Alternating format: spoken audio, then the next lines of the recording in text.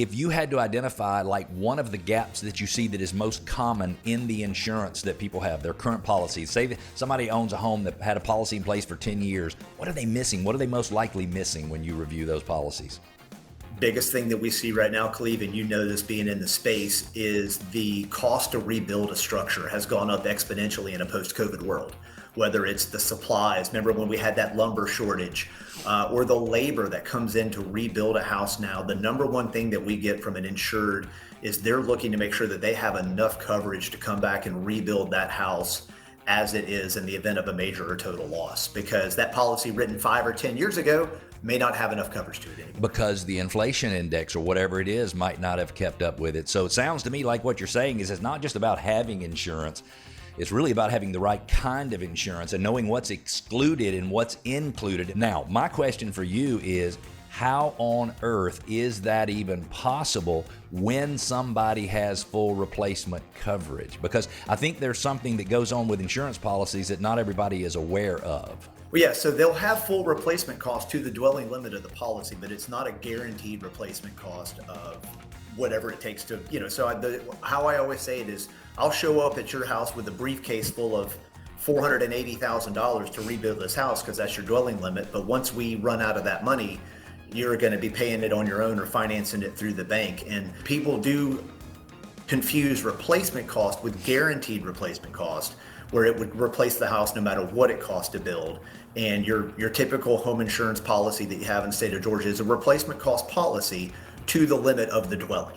Meaning if you bought it and it was worth $200,000 and the policy says that number is going to go up 3% a year, I'm just making up a number, that's what happens. And it's possible that the cost to replace it goes up significantly more, like it did in 2020 and 2021, than 3% per year. Any other examples, Matt, of people or situations where someone learned the hard way that they did not have the coverage they needed and it wound up costing them a lot of money? Well, I think the other big thing that we see when an insured calls us or they call us to shop is the shock that they may have when they don't know what their actual deductible is. A lot of carriers have moved to deductibles to share in the risk and have more skin in the game from a homeowner. Yeah. The deductible numbers that certain carriers are taking on are going higher and higher, and maybe based off a percentage of your dwelling coverage. To where if you own an $800,000 house, your deductible may be $8,000, but you don't realize that. Yeah. And so it's the sticker shock that a lot of consumers get when they find out what their portion of the loss is going to cost them that they didn't really know that they had. Gosh, can you imagine learning that after the fact? I had a friend, very, very close friend, who owned rental property. Basically, if you came out of the botanical garden at the north end of Piedmont Park and turned left, Yep. This house was immediately on the right, 4 or 5 houses up.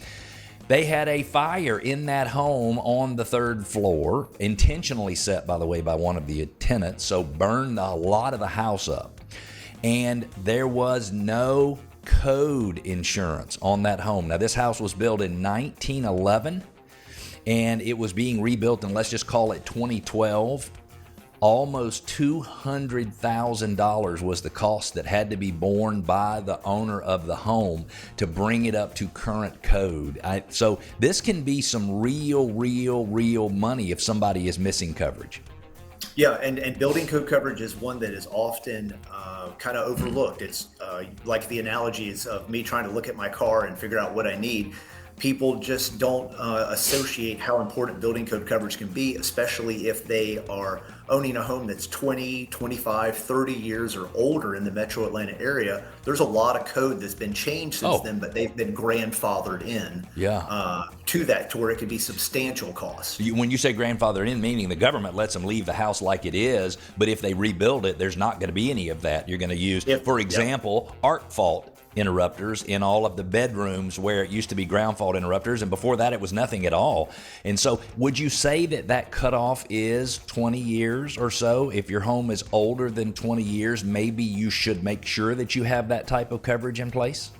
I'd like to use that as a nice benchmark of a 20-year tool, to where we look at it from that way. Inside of 20 years, there still can be code that has changed. We often don't see it significant to where it's going to have a huge impact to a claim payout or anything of that nature. So 20 years is kind of where we like to start talking about it, but we always love to have the conversation because code changes in counties throughout the year, and it is specific county to county. I want to switch gears for just a second and go into renters insurance. Is renters insurance something that people tend to overlook during these types of disasters? Because a tenant in an apartment building that was near the flooding, they could experience a total loss of all their stuff, even though the building is not theirs. And I say they don't care, I don't mean they don't care, but that's not their loss, that's somebody else's. Do you find that renters are typically exposed? The number one thing I always find with the renters is the amount of personal property that they carry is insufficient. Because if they build it online, or they just go and get the cheapest renter's policy, or they get the coverage through the HOA or through their landlord or management company, they all write that with very basic liability and probably about $10,000 to $15,000 in personal property coverage. Depending upon how much you may have in that unit, that $10,000 to $15,000 goes away very fast. And then you're replacing a lot of your property on your own dime because the coverage limit's been hit. Let's take the listeners to a place in time that would be after they have experienced some type of event that causes them to make a claim. So heaven forbid, I don't want that to happen to anybody, but if you're a homeowner, you're living in Atlanta, you've had something that has happened and now you have to make a claim. My question for you is, what is one simple thing that everyone could do to make the claims process smoother? And as an example, if you were covering my contents and I had a very specific list of my contents and photos of the contents, I'm guessing